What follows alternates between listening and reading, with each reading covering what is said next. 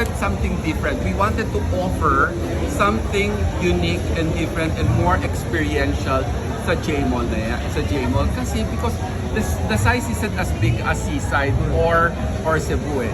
Kaya talaga medyo mapili kami sa tenancy.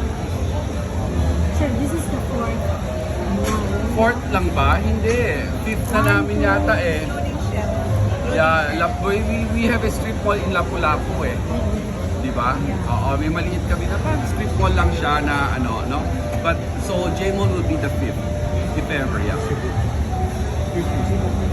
Yes. In Cebu. In Cebu, yeah. But already in the Philippines, the whole country, it's like the most 87th or the 88th, not 87th, will be the 87th mall. That's only in the Philippines. But we all have smaller mall na hindi naman namin kinakount din eh.